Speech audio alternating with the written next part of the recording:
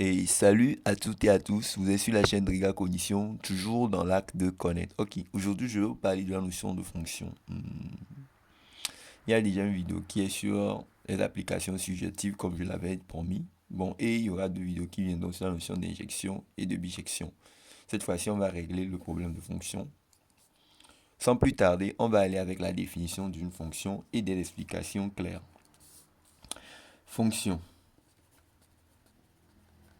Et je donnerai également la différence entre une fonction et une application. Si ça serait clair, c'est le moment de le faire alors. Une fonction,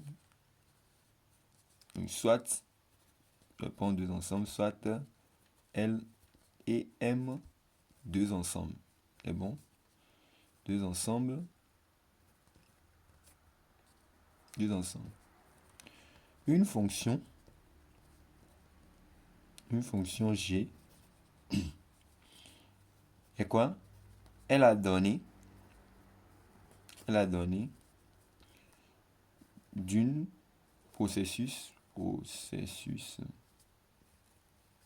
d'un processus de correspondance,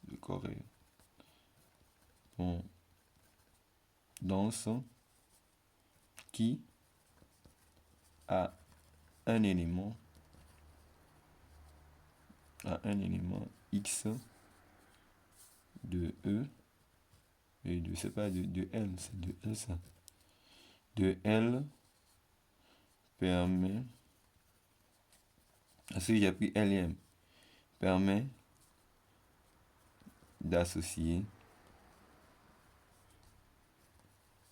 au plus un élément Y de grand M, c'est-à-dire ce que j'ai appris là-bas, j'ai pris les ensembles comme ça, L et M. Donc, c'est-à-dire que ce qu'on peut dire là-bas, c'est, au fait, j'ai pris G de point L vers M, c'est bon, qui a tout X, on associe Y égale à G de X. Maintenant, à quelles conditions c'est une fonction, à quelles conditions c'est une application, on va parler de ces deux situations. N'ayez pas peur, ça va, vous allez comprendre. Tout d'abord, je vais vous expliquer, on va aller pas à pas. Bon, c'est que le truc est que une application est une fonction en fait, au fait. Oui, on peut dire ça, une application est une fonction, mais une fonction n'est pas une application. La réciproque n'est pas vrai. Ça dit que c'est ça. Une fonction est une application. Une application est une fonction, mais une fonction n'est pas forcément une application. C'est bon? Ok, on va aller. Qu'est-ce que je vais dire? Je vais expliquer ça. J'ai dit que une fonction G est la donnée d'un processus de correspondance. C'est bon? Correspondance, mais ce qui est important, à un élément X de L. C'est bon? Permet d'associer au plus un élément. Voilà, c'est-à-dire la fonction veut comprendre au plus un élément dans Y et dans grand M. C'est-à-dire que si j'ai l'ensemble ici, voilà, j'ai L, j'ai M ici. L'ensemble de départ, c'est l'ensemble d'arrivée, c'est M. C'est bon, ça veut comprendre au plus un élément dans l'ensemble d'arrivée. C'est-à-dire ici, on aura 0 ou un élément sur lequel ça va tomber. C'est-à-dire si je prends Is1 ici, comme ce sont des Is qui sont éléments de L, bon, je peux dire que, bon, soit si je prends, je dis que M aussi, et non pas M, et K1, K qui est élément de L, bon, ce sont des éléments. Bon, je prends Is2, Is3, c'est bon, Is4, c'est bon.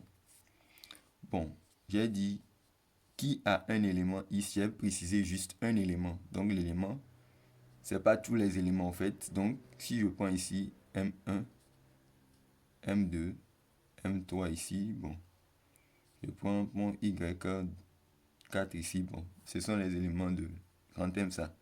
Donc si je prends cet élément, ici un élément, je peux lui faire comment associer au plus, j'ai dit au plus un élément. Ça veut dire que ça veut pas dire que je peux prendre l'élément là et lui associer encore l'élément là ici. Et c'est ça, je peux prendre ici et lui associer M2 encore.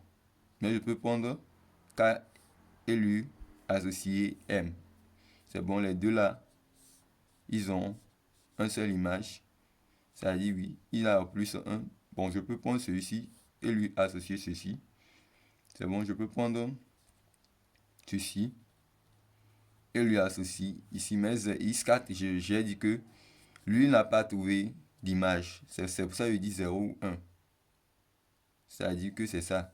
On peut gagner, c'est-à-dire les éléments de l'ensemble de départ n'ont pas toujours toute leur image dans l'ensemble d'arrivée. C'est bon, il va exister certains qui n'auront pas certains antécédents qui n'auront pas leur truc là, leur image. C'est ici qu'on trouve les images. Les images, c'est dans grand M et les antécédents sont dans grand L. C'est clair pour tout le monde. Donc, c'est ça. C'est ce que c'est qu'une fonction. Maintenant, pour la définition d'une application, c'est un jeu de bébé. L'application, il dit quoi d'abord? Quel que soit, par exemple, quel que soit, bon, je vais supposer que G, c'est une application, quel que soit X élément de grand L, il existe, là-bas, il existe un unique Y appartenant à grand M. Et là-bas, tel que Y égale à G de X, c'est bon. C'est un jeu de bébé. Ça là, on dit tous les éléments de grand L. Je vais prendre ça comme ça. Voilà, c'est un jeu. Vous allez comprendre. Ce n'est pas compliqué. J'ai L ici, j'ai M ici. Je vais prendre ici, par exemple, X1, X2, X3, X4. C'est bon. Et je vais prendre Y1, Y2, Y3, c'est bon, je prends toi d'abord. Donc, ici, c'est que pour tout, il n'y aura pas un élément qui va rester dans grand L qui n'aura pas d'image. C'est tout, pour tout là-bas. Vous avez vu, non? Pour tout, ça va tomber ici. Ceci peut prendre aussi ceci. C'est bon, pour tout, X élément de L, il existe un unique. L'unique Y, ici j'ai trouvé Y1. C'est bon. Je peux prendre maintenant ceci aussi, faire comme ça, mais jusque c'est tout. Donc, je vais mettre par exemple Y4 ici, bon, par exemple, c'est bon. Donc, tous les X ont toujours une image. C'est bon, c'est ça, tous les X ont toujours leur image. Bon, on va prendre, et dans le cas d'une application, bon, c'est bon. Il y a une vidéo que j'ai fait sur la notion d'injection de suggestion. Bon, je crois que vous avez compris la différence entre une fonction et une application également. Vous savez ce que c'est que la définition d'une fonction. Donc, quand il s'agit d'une fonction, on a 0 ou 1 image. C'est bon, les antécédents ont 0 ou 1 image.